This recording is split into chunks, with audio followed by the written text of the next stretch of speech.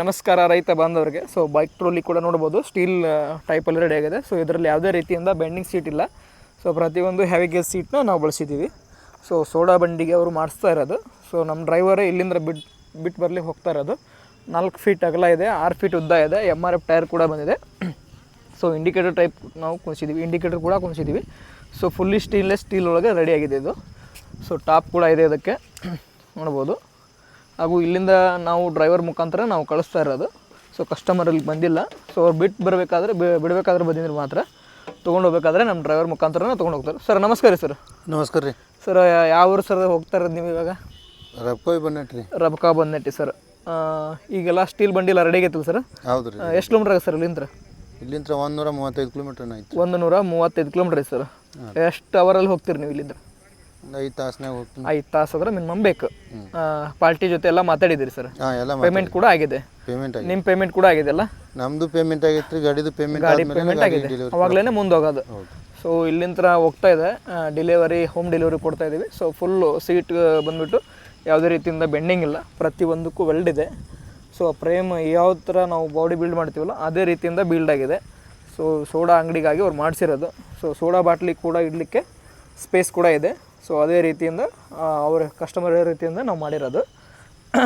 So ನೋಡ್ಬೋದು 3 ಕಡೆಯಿಂದ door open ಆಗುತ್ತೆ.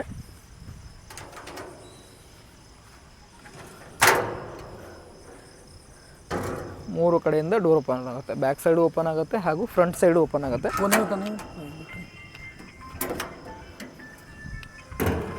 ಸ್ಟೇನ್ಲೆಸ್ ಸ್ಟೀಲಲ್ಲಿ ರೆಡಿಗಿರೋದು, ಯಾವುದೇ ರೀತಿಯಿಂದ ಕಡಿಮೆ ಗೇಜ್ ಇಲ್ಲ ಇದರಲ್ಲಿ.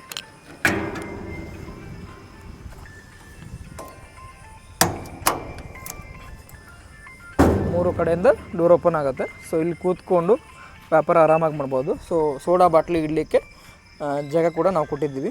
ಸೊ ಪೂರ್ತಿ ಏನಿದೆ SS ಅಲ್ಲಿ ಇದು ರೆಡಿಗಿರೋದು. ಸೊ ಟಾಪ್ ಕೂಡ ನೋಡ್ಬೋದು. ನೈಟೇ ರೆಡಿಯಾಗಿರೋದ್ರಿಂದ, ನೈಟೇ ಹೋಗ್ತಾ ಇರೋದ್ರಿಂದ ಸೊ ನಾವು ನೈಟ್ ವೀಡಿಯೋ ಮಾಡಬೇಕಾಗಿದೆ, ನೈಟ್ ಶೂಟ್ ಮಾಡಬೇಕಾಗಿದೆ.